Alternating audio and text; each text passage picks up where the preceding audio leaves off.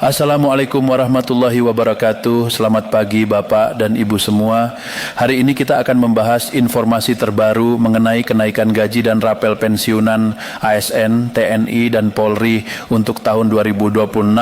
Informasi ini sangat penting karena menyangkut hak dan kesejahteraan para pensiunan yang telah mengabdikan puluhan tahun untuk negara. Pada tanggal 7 Januari 2026, pemerintah melalui keterangan resmi menyampaikan bahwa hingga saat ini kenaikan gaji pensiunan dan ASN masih belum dapat dilaksanakan.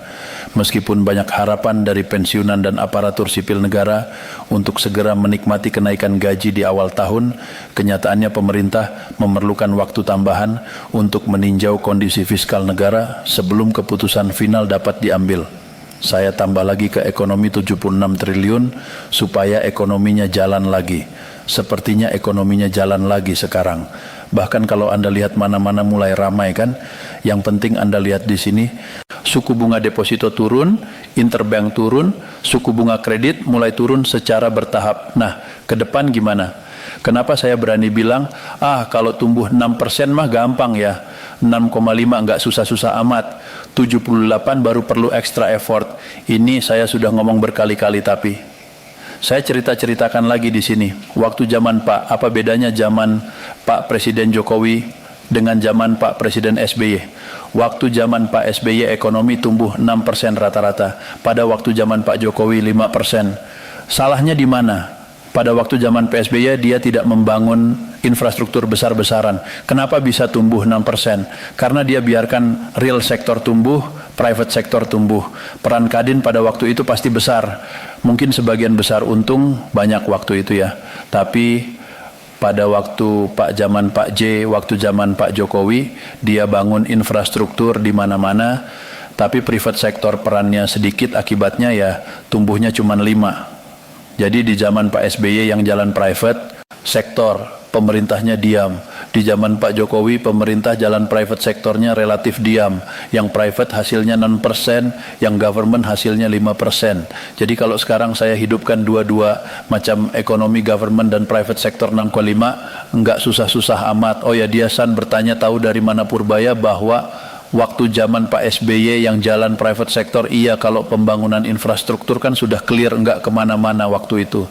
Ya, saya lihat dari sini balik ke tadi, gambar uang tadi. Gambar uang tadi bisa menjelaskan apa yang terjadi di perekonomian Indonesia dengan cukup detail. Kalau ekonomnya pada pintar, cuman yang pintar cuman gua kayaknya.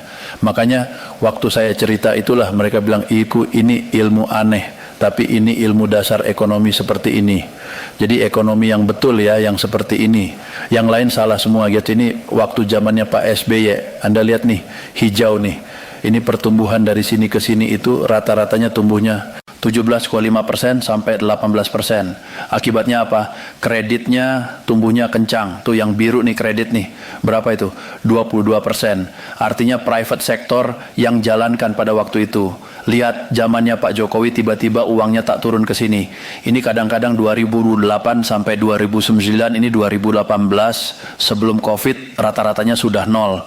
2 tahun sudah direm ekonominya. Walaupun Pak Jokowi bangun infrastruktur di mana-mana, ketika privat sektornya enggak jalan, ketika pengusaha Kadin diam aja, ekonomi enggak kemana-mana, tumbuh 5%, mungkin rata-ratanya di bawah ini. Jadi saya bisa bilang di sini private, di sini government, lihat pertumbuhan kreditnya cuma 7%, kadang-kadang juga negatif bawah.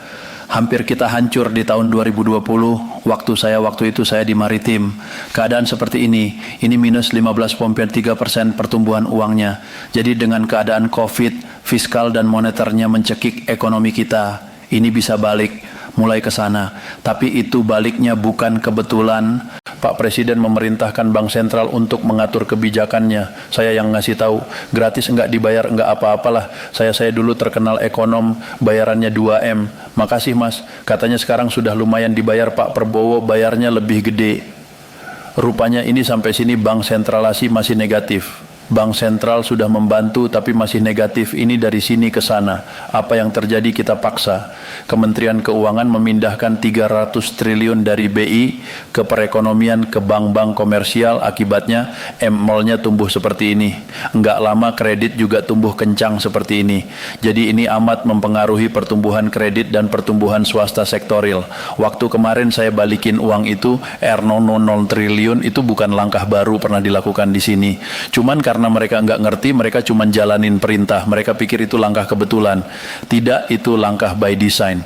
Yang ini pun kita sudah jalan, punya pengalaman, dan kita jalankan langkah itu karena kita sudah punya pengalaman tahun-tahun sebelumnya. Jadi saya kelihatannya pintar, padahal enggak. Dulu dikerjain, tapi emang gue yang nyuruh sih. Jangan enggak ngerti. Orang nuduh saya ini waktu lontor ini, mereka bilang apa? Purbaya ngabisin uang pemerintah 200 triliun. Padahal yang saya lakukan apa? Saya pindahkan uang dari bank sentral ke bank komersial BUMN dalam bentuk seperti tabungan deposit on NK. Uangnya masih uang saya. Jadi ini balik ekonomi recover, uang gua masih utuh. Pintar juga saya katanya. Itu seperti hal yang gampang kita pikirkan, orang dalam negeri nggak ngerti, tapi ternyata orang luar negeri juga nggak ngerti.